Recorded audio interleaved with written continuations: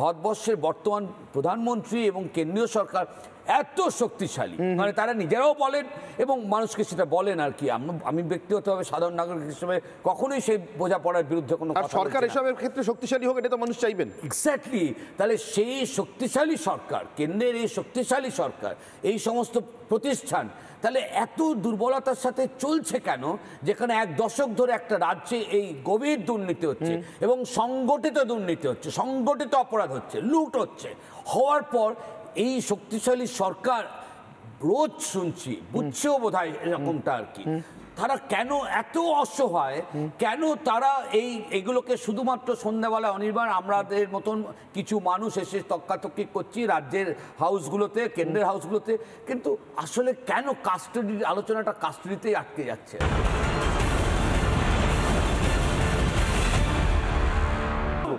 আমি নজরুলবাবুর কাছে আসবো। নজরুল ইসলাম প্রাক্তন পুলিশ কর্তা এবং দেবাশিস সরকার অধ্যাপক, দুজন আমার কাছে আছেন। আমি নজরুলবাবু আপনার কাছে একটু পরে আসছি, আগে দেবাশিসবাবুর কাছে আসি। আচ্ছা দেবাশিসবাবু, সংবিধান দ্বারা স্থাপিত এই যে সংস্থাগুলো, আমি সিবিআইটা ছেড়ে দিচ্ছি, এনফোর্সমেন্ট ডাইরেক্টরেট, আপনি অর্থনীতিরই অধ্যাপক, আন্তর্জাতিক অর্থনীতির জায়গাতে বলুন, দেশীয় অর্থনীতির জায়গাতে বলুন, দুর্নীতি দমনের ক্ষেত্রে বলুন, এই সংস্থাগুলোর কি প্রয়োজন এবং তাদের কি কাজ আমরা সবাই জানি, আপনি আমাদের থেকে অনেক ভালো জানেন। এরকম একটা সংস্থা কারোর বাড়িতে তদন্ত করতে গেলে হাতাখুন্তি নিয়ে খেদিয়ে দিতে যিনি বলছেন, তিনি কি প্রশাসনিকভাবে, যেটা আমি শুরু করেছিলাম, তিনি কি প্রশাসনিকভাবে দুর্নীতিকে প্রশ্রয় দিচ্ছেন না? এরপরেও মানবো, এটা বিশ্বাস করতে হবে না। এই জায়গাটার জন্য তো ধরো মানে কোনো বিশেষ জ্ঞানের দরকার হয় না, বিশেষ আলোচনা সভারও দরকার হয় না, এগুলো একেবারে সাধারণ জ্ঞানের বিষয়বস্তু যে এই সমস্ত পদে বা দায়িত্বে যারা থাকবেন এবং যারা প্রমিস করেছেন 5 বছরের গভর্নেন্সের দায়িত্বে, সেটা স্টেট হতে পারে, সেন্ট্রাল হতে পারে, স্টেট রেসপন্সিবিলিটি, এক কথায় এটা পালনের প্রশ্নে ডুজ ডোন্টস থাকে, কিছু লেখা থাকে আর কিছু সমাজে পারসেপশন থাকে। পারসেপশনগুলো কিন্তু দীর্ঘদিন ধরে একটা সমাজ ব্যবস্থার মধ্যে থেকে তৈরি হয়, এগুলোকে আমরা প্রথা বলি। এই প্রথাগুলো কিন্তু বহু ক্ষেত্রে, মনিদা বলছিলেন, প্রথাগুলো কিন্তু বহু ক্ষেত্রে আইনের থেকেও আরও শক্তিশালী আর কি। ফলে পারেন না, এটা নিয়ে উচিত না, আমি বলছি পারেন না কথাটার থেকেও অনেক বেশি ঠিক কথা হচ্ছে উচিত না।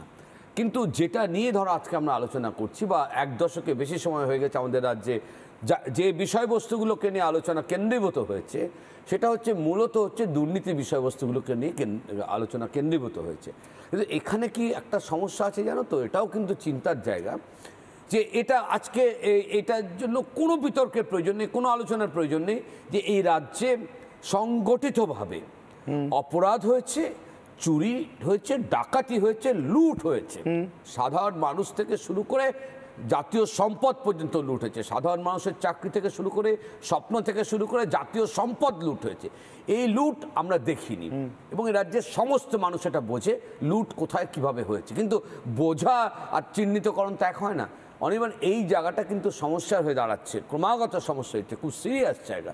এই লুট হওয়ার পর এই যে কেন্দ্রীয় সংস্থাগুলো, যে কেন্দ্রীয় সংস্থা কখনো কখনো একেবারে কেন্দ্রীয় সরকারের কোনো মিনিস্ট্রির তত্ত্বাবধানে, নিয়ন্ত্রণে থাকা অটোনমাস বডি, সব আলোচনা আমরা জানি, তারপরও এই গুরুত্বপূর্ণ সংস্থাগুলো বহু ক্ষেত্রে কোর্টের নির্দেশে যখন তদন্ত করছে এবং তদন্ত করে যখন একেবারে চিহ্নিতকরণ, শাস্তি, এই জায়গায় যখন বিষয়গুলো পৌঁছচ্ছে না, তখন স্বাভাবিকভাবেই যেখানে লুটতরাজ হয়েছে এবং তার সাথে প্রত্যক্ষভাবে যে সমস্ত মানুষজন জড়িয়ে রয়েছেন, তাদের পাশে বসে যারা একটু মজা করে সিরিয়াস আলোচনা বসে যারা ভেপু বাজায় যে আইনের পথে চলবে, মানে দুর্নীতিটা প্রমাণ হোক আর কি, এই বলবার যে ঔদ্ধত্য, এই ঔদ্ধত্যটা তৈরি হয় এবং তখনই কিন্তু একটা তর্ক বিতর্ক করবার পরিসর তৈরি হয়।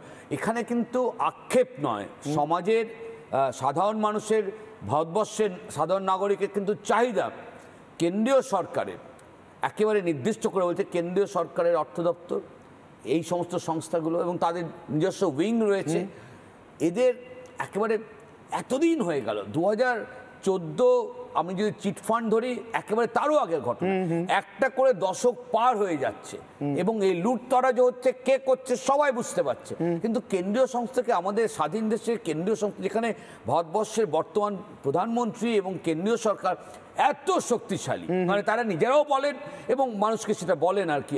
আমি ব্যক্তিগতভাবে সাধারণ নাগরিক হিসেবে কখনোই সেই বোঝাপড়ার বিরুদ্ধে কোনো কথা সরকার এসবের ক্ষেত্রে শক্তিশালী হোক, এটা তো মানুষ চাইবেন। এক্স্যাক্টলি, তাহলে সেই শক্তিশালী সরকার, কেন্দ্রের এই শক্তিশালী সরকার, এই সমস্ত প্রতিষ্ঠান তাহলে এত দুর্বলতার সাথে চলছে কেন, যেখানে এক দশক ধরে একটা রাজ্যে এই গভীর দুর্নীতি হচ্ছে এবং সংগঠিত দুর্নীতি হচ্ছে, সংগঠিত অপরাধ হচ্ছে, লুট হচ্ছে, হওয়ার পর এই শক্তিশালী সরকার রোজ শুনছি, বুঝছেও বোধ হয় এরকমটা আর কি, তারা কেন এত অসহায়, কেন তারা এইগুলোকে শুধুমাত্র সন্ধ্যাবেলা অনির্বাণ আমাদের মতন কিছু মানুষ এসে তক্কাতক্কি করছি রাজ্যের হাউসগুলোতে, কেন্দ্রের হাউসগুলোতে, কিন্তু আসলে কেন কাস্টাডির আলোচনাটা কাস্টাডিতেই আটকে যাচ্ছে। বেশ, আমি এখানে কেয়া এবং দীপঙ্কর বাবু দুজনে রয়েছেন।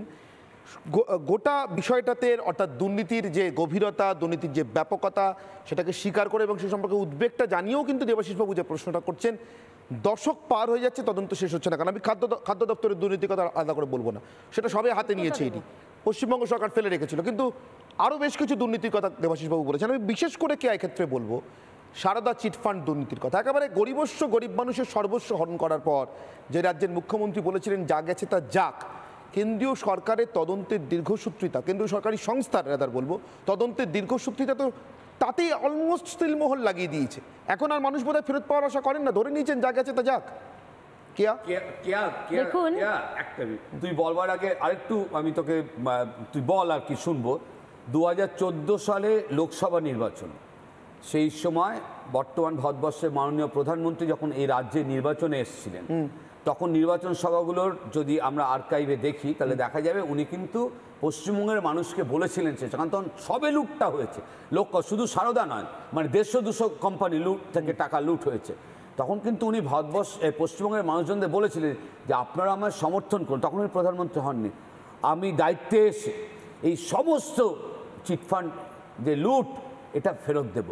আমি ওই গুরুত্বপূর্ণ এবং শ্রদ্ধেয় ভারতবর্ষের প্রধানমন্ত্রী যে কথা, বর্তমান প্রধানমন্ত্রী যে কথা বলেছেন, সেখানে আমার প্রশ্ন নয়, সেখানে আমার বিস্ময় যে এই রকম শক্তি এই মুহূর্তে মানুষের ম্যান্ডেটে ক্যারি করছে যে কেন্দ্রের সরকার, তারা তাদের কেন্দ্রীয় সংস্থাগুলো এত কেন অসহায়, এত কেন দুর্বল যে এক দশক ধরে তারা কোনো জায়গায় পৌঁছতে পারছে না। উত্তর দেখুন দীপঙ্কর দা, দেবাশিস দা, ব্যাপারটা হচ্ছে যে ঠিকই তো, আমরাও তো চাই যে সারদার তদন্তর একটা শেষ হোক, নারদার তদন্তের একটা শেষ হোক এবং যারা অপরাধী তারা ধরা পড়ুন, তাদের সাজা হোক, অবশ্যই চাইবো।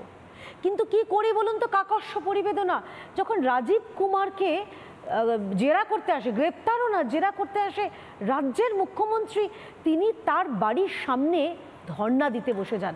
দেবাশিস বাবু, আপনি তো আমাকে প্রশ্ন করছেন, দেশের মাননীয় প্রধানমন্ত্রী বলেছেন তো যে আমরা দুর্নীতির বিরুদ্ধে, আমরা সত্যিকারের জিরো টলারেন্ট। তাহলে জিজ্ঞাসা করুন একই প্রশ্ন মাননীয় মুখ্যমন্ত্রীকে, যে আপনি যে চাইছেন সারদার বিষয় তদন্ত হোক, আপনার দলের যারা প্রতিনিধি প্রতিদিন সন্ধ্যায় এসে বসেন তারা বলছেন সারদার তদন্ত কেন দেরি হচ্ছে, দীর্ঘসূত্রিতা হচ্ছে, তাহলে জিজ্ঞাসা করুন মাননীয় মুখ্যমন্ত্রীকে কেন রাজীব কুমারের বাড়ির সামনে আপনারা ধর্ণা দিয়েছিলেন, কেন রাজীব কুমারের জন্য